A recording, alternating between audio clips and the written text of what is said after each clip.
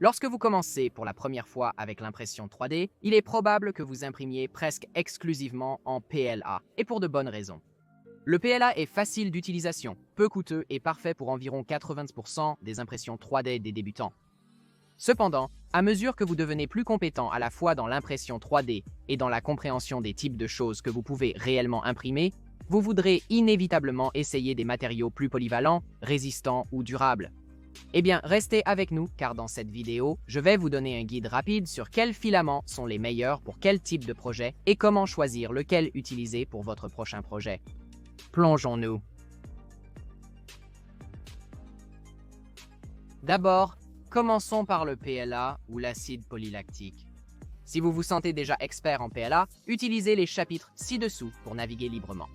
L'acide polylactique est devenu un polymère très populaire dans l'impression 3D et d'autres usages car il est facile à produire en masse à partir de ressources renouvelables.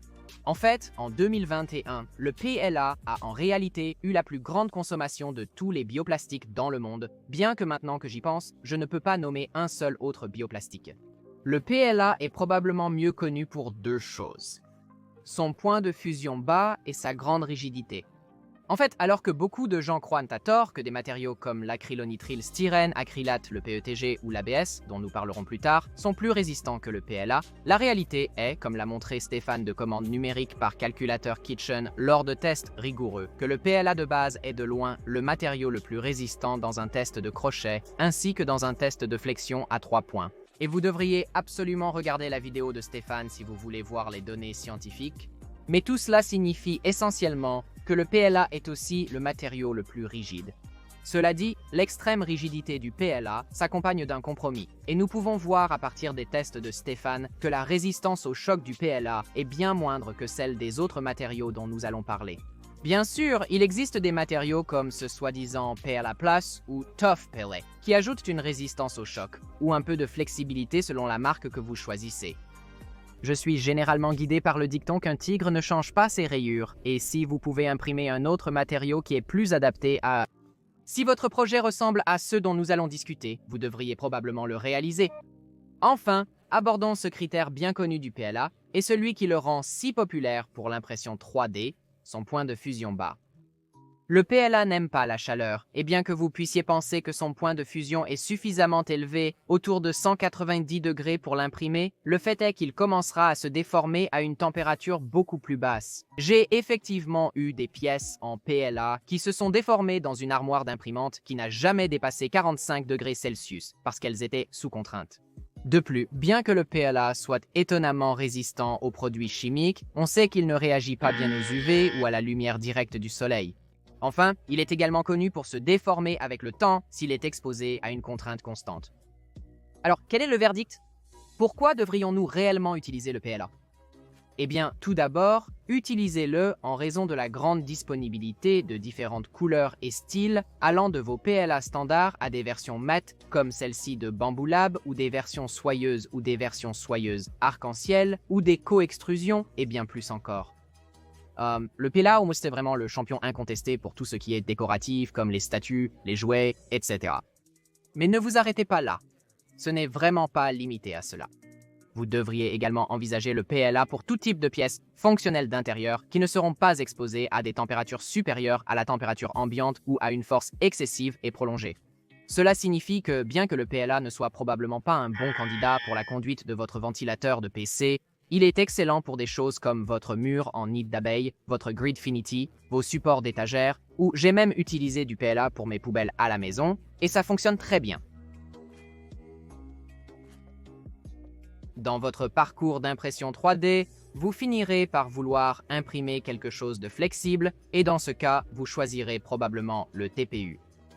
Bien qu'il existe de nombreux plastiques flexibles dans le monde, pour un certain nombre de raisons bien au-dessus de mon niveau de salaire, le TPU est généralement le seul plastique que vous trouvez couramment utilisé dans l'impression 3D. Maintenant, le TPU existe en plusieurs niveaux de dureté, et généralement, plus le nombre est élevé, plus il sera facile à imprimer dans le cas des notations A. Par exemple, un TPU de 98A sera plus dur qu'un TPU de 95, et plus ce nombre est élevé, plus il sera facile à imprimer. C'est parce que les matériaux plus doux peuvent être extrêmement difficiles à extruder, surtout si vous n'utilisez pas un extrudeur à entraînement direct. Je veux dire, imaginez simplement pousser un spaghetti mou à travers une très longue paille. Pas amusant, n'est-ce pas? Dans tous les cas, il n'y a pas grand-chose à dire ici sur le TPU. Je veux dire, si vous avez besoin d'une impression flexible, comme un joint sur une boîte ou quelque chose qui va absorber l'impact, comme un butoir de porte ou un coin de table, alors le TPU sera simplement votre filament de choix dans la plupart des circonstances. C'est assez dit. Ensuite, parlons de PETG ou polyéthylène terephthalate de glycol. Ceci est souvent considéré comme le prochain matériau naturel après le PLA et proposé par de nombreux fabricants de filaments comme une alternative plus résistante à leur PLA avec une imprimabilité similaire. Mais je vais simplement aller de l'avant et dire quelque chose de controversé ici. Je ne crois pas que le PETG mérite réellement la popularité dont il jouit. Tout d'abord, si nous nous référons à nouveau aux fantastiques données de test de Stéphane, merci Stéphane, nous voyons que le PETG n'excelle en réalité en rien en particulier par rapport aux autres matériaux. Du moins pas en termes de résistance. De plus, bien que le PETG ait une résistance à la chaleur plus élevée et une résistance aux UV nettement meilleure, il pâlit en comparaison à celle de l'acrylonitrile-styrène acrylate. Plus à ce sujet, dans une seconde. De plus, le PETG souffre d'un certain nombre de problèmes de qualité de vie et d'inconvénients, y compris le fait qu'il adhère trop bien à la plupart des lits et peut réellement endommager votre surface d'impression, le fait qu'il colle aux buses et s'agglutine, et le fait qu'il est extrêmement hygroscopique et doit être séché soigneusement avant l'impression. Oh, et en plus de tout cela, ils fond aussi très lentement, ce qui signifie que vous ne pouvez pas utiliser le PETG pour l'impression à haute vitesse qui devient de plus en plus courante. En somme, je vais juste le dire, le PETG est une vraie plaie, du moins pour moi. Alors pourquoi le PETG est-il si populaire? Eh bien, c'est en fait assez simple. Historiquement, il a été plus facile à imprimer que l'ABS ou l'acrylonitrile-styrène acrylate. Vous voyez, bien que le PETG ait tous ses points contre lui, il a un grand avantage en sa faveur. Il peut être imprimé sur une imprimante ouverte sans avoir à se soucier de choses comme le gauchissement et à des températures plus basses.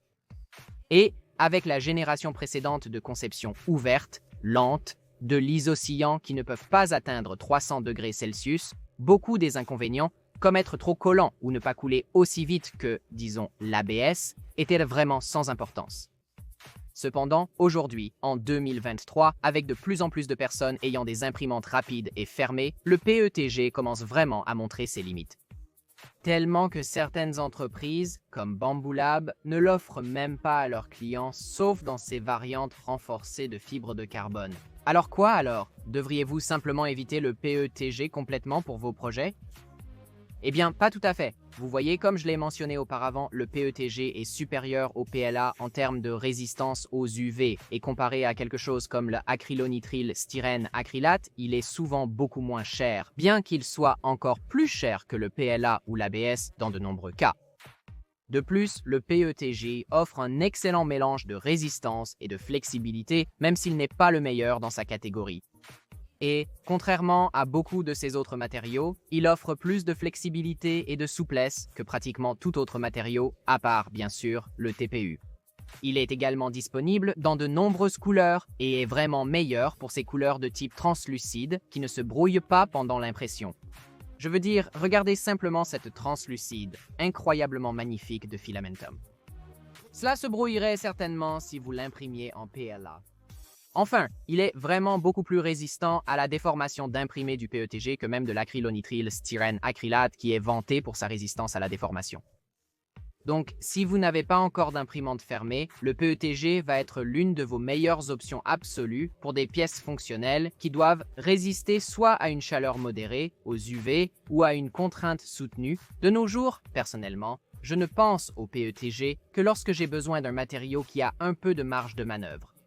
Par le passé, j'ai utilisé le PETG pour des jardinières verticales, supports de rack, conduits de ventilateur, diffuseurs de lumière de remplacement et même une boîte à lumière pliable pour ma lumière vidéo. Cependant, si vous avez une imprimante fermée, à mon avis, vous feriez mieux de vous intéresser à l'un des deux prochains matériaux. Et voilà, nous sommes arrivés à la partie de la vidéo que je redoutais. La partie où j'essaye de prononcer le nom correct pour ABS.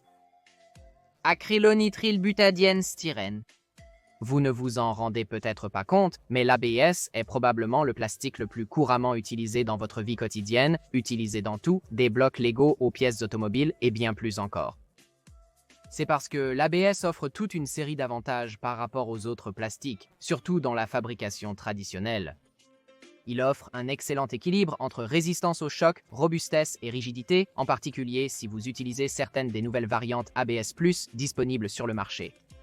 L'ABS offre également une stabilité phénoménale sous charge, ce qui en fait le plastique de choix pour toutes les pièces fonctionnelles qui seront soumises à un stress continu, en particulier dans des conditions chaudes. C'est pour cela, par exemple, que l'ABS, même juste ce matériel de base comme le type sans fioriture de Polymaker, est le matériau recommandé pour les composants imprimés des imprimantes 3D Voron et leurs chambres fermées très chaudes. L'ABS est aussi excellent pour le lissage à la vapeur, ce qui permet d'éliminer les lignes de couche si nécessaire. Enfin, l'ABS est notoirement rapide à fondre et à couler, ce qui est l'une des principales raisons pour lesquelles il est la norme en matière de moulage par injection. Donc, si vous cherchez à imprimer des choses rapidement ou à faire des tests de vitesse, alors l'ABS est un excellent concurrent. Cependant, l'ABS présente de sérieux inconvénients, comme tous les matériaux. Tout d'abord, il se déforme. Beaucoup. En fait, la plupart des gens seraient d'accord pour dire que votre ABS standard ne peut pas être imprimé sans une imprimante fermée, et même dans ce cas, l'ABS est vraiment mieux imprimé dans une enceinte très chaude, même si une chambre chauffée activement n'est pas nécessaire. La déformation et les fumées sont des raisons suffisantes pour n'imprimer l'ABS qu'en espace clos. L'impression de l'ABS sent mauvais et elle peut émettre des composés organiques volatiles nocifs que vous ne voulez pas respirer. Donc non seulement vous devriez l'imprimer enfermé, mais vous voudrez aussi un type de filtre à charbon dans l'enceinte également. Maintenant, quand j'ai commencé à utiliser l'ABS sur ma Prusa Mark 3 S Plus dans une enceinte faite sur mesure, vidéo à ce sujet ici, je n'ai eu que des difficultés et j'ai juré que je n'achèterais plus jamais un autre rouleau d'ABS.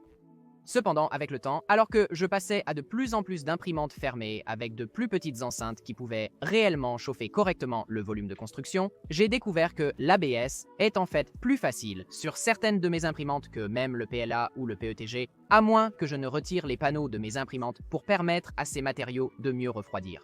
Comme je l'ai mentionné précédemment, j'aime utiliser l'ABS pour tout ce qui sera soumis à une charge soutenue, tout ce dont j'ai besoin pour une finition lisse à la vapeur ou tout ce qui doit résister à une chaleur élevée sans nécessairement être exposé aux radiations UV.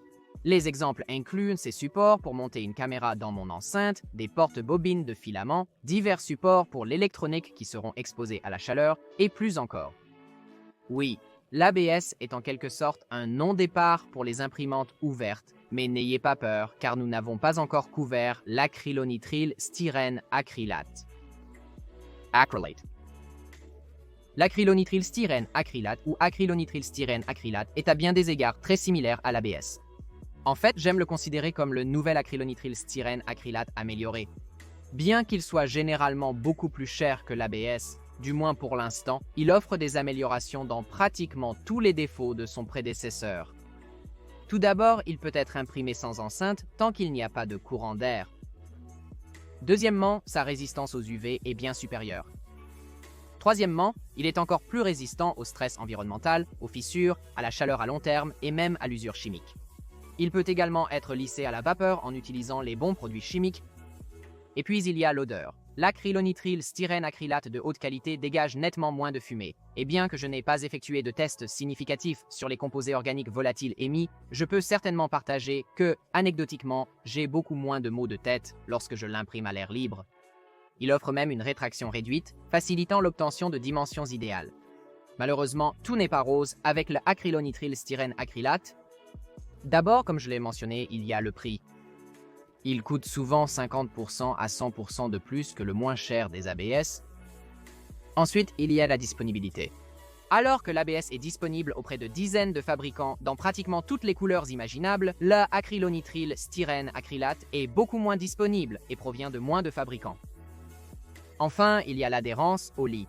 Maintenant, personnellement, j'ai toujours eu un temps épouvantable pour faire adhérer la plupart des marques d'acrylonitrile styrène acrylate à n'importe quelle surface d'impression, allant du verre au PEI. Et inévitablement, je finis par utiliser des montagnes de lacs et de colle et de bâtons, et bien plus encore, juste pour faire adhérer mes impressions. Alors, à quoi devriez-vous utiliser l'acrylonitrile styrène acrylate? Eh bien, évidemment, tout ce que vous prévoyez de mettre à l'extérieur est une application fantastique pour le acrylonitrile styrène acrylate. De plus, toutes les utilisations que j'ai mentionnées ci-dessus pour l'ABS seront encore plus solides, plus résistantes à la chaleur et plus durables si elles sont imprimées en acrylonitrile styrène acrylate. De plus, si vous utilisez une imprimante à conception ouverte, alors vous devriez certainement sauter complètement l'ABS. Personnellement, parce que j'ai maintenant un certain nombre d'imprimantes fermées, ces jours-ci, je choisis en fait d'économiser un peu d'argent et d'acheter plus souvent de l'ABS que de l'acrylonitrile styrène acrylate, à moins que j'ai besoin de la résistance aux UV, comme quelque chose que j'imprime spécifiquement pour l'extérieur. Le acrylonitrile styrène acrylate est simplement trop difficile à faire adhérer. De plus, je n'ai généralement pas besoin de la durabilité mécanique supplémentaire qu'il offre. Sinon, si nécessaire, je peux sélectionner d'autres matériaux ou copolymères disponibles. Malheureusement, nous n'avons pas le temps dans cette vidéo de couvrir tous ces différents matériaux. Des matériaux comme le nylon, le polycarbonate ou des mélanges de fibres de carbone. Mais si vous aimeriez me voir faire une vidéo expliquant quand vous devriez utiliser ces matériaux, eh bien, alors s'il vous plaît, laissez-moi un commentaire ci-dessous et faites-le moi savoir. Merci, comme toujours, à mes soutiens sur Patreon pour m'aider à payer les factures de plus en plus élevées. Et merci à vous tous pour regarder, aimer et vous abonner. C'est tout pour le moment, mais je vous verrai tous à la prochaine couche.